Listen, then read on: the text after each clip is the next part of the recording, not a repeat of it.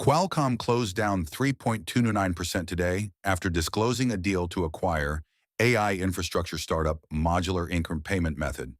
Up to 19.2 million Qualcomm shares issued directly to Modular's existing shareholders through a private placement.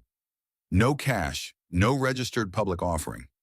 The agreement was struck on June 21st, and the 8K landed this morning alongside two other Qualcomm announcements: a comprehensive data center strategy and an expanded partnership with AI model hub Hugging Face. That is a lot of corporate news in a single session, but the stock's verdict was unambiguous.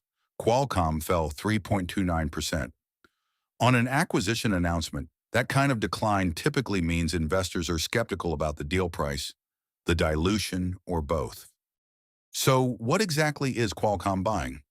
Modular is a private AI infrastructure company best known for two products: the Mojo programming language, built as a superset of Python and optimized for high-performance AI workloads, and the Max platform, which handles AI model deployment and inference across a broad range of hardware targets. The company was co-founded by Chris Latner, who previously created LLVM, the compiler framework that underpins Clang, Swift, and a significant portion of the modern software toolchain. The central pitch is hardware portability: write your AI model once, and Max handles compiling and deploying it efficiently across CPUs, GPUs, and custom accelerators without rewriting for each chip target. That is exactly the kind of cross-platform AI infrastructure that data center operators have been paying for. Here is how the transaction is structured. Qualcomm will issue up to 19.2 million new shares directly to Modular's current shareholders. This is what the SEC classifies as an unregistered sale of equity securities, a private placement that transfers shares to a defined set of existing owners without going through a standard registered public offering. No cash leaves Qualcomm's balance sheet. Modular shareholders receive liquid Qualcomm equity in exchange for their private stake. The deal was signed June 21st and remains subject to regulatory approval and customary closing conditions. Qualcomm did not disclose a dollar value anywhere in the filing. The 19.2 million share count is the only published measure of what the company is paying. So why did the stock fall on the announcement? The short answer is dilution and uncertainty. Qualcomm is paying with its own equity.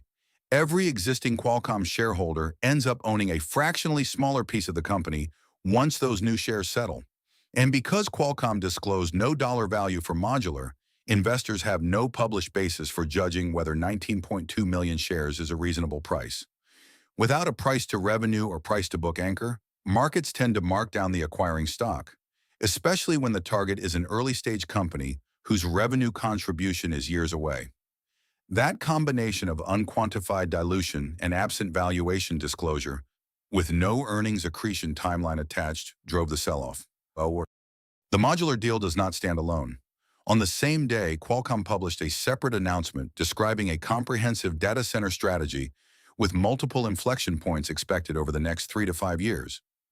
Qualcomm also expanded its relationship with Hugging Face, the largest open-source AI model hub, to advance developer access to AI from devices through to the cloud. Read together, these announcements on a single trading day describe a deliberate strategic pivot. Qualcomm is moving from its primary identity as a mobile chip supplier toward a position as an AI infrastructure company capable of serving the data center market. Modular's Max inference platform would be a foundational layer in that architecture. The broader rate environment is not helping investor reception. The 10-year Treasury yield stood at 4.51% as of June 22nd per Federal Reserve data. At that level, the risk-free hurdle rate remains elevated, which compresses the value investors assign to earnings or synergies that are years away. A deal where the strategic payoff is long-dated gets discounted harder in a 4.5% yield environment than it would have in the near-zero rate world of 2020 or 2021. Qualcomm's data center thesis may ultimately prove out, but the macro environment is asking for a more concrete and near-term revenue pathway before it rewards long-horizon acquisitions with a higher multiple. A few things are worth watching from here. First, regulatory approval. It is required before the deal can close, and chip sector acquisitions have faced meaningful scrutiny in recent years. Second, any product roadmap update from Qualcomm that connects Modular's technology to a specific commercial offering with a revenue timeline, rather than a 3 to 5 year horizon, would give investors something concrete to price. Until then, the market has responded the way it usually responds to a costly, all-equity deal with no disclosed valuation. It marked the stock down and waited for more information.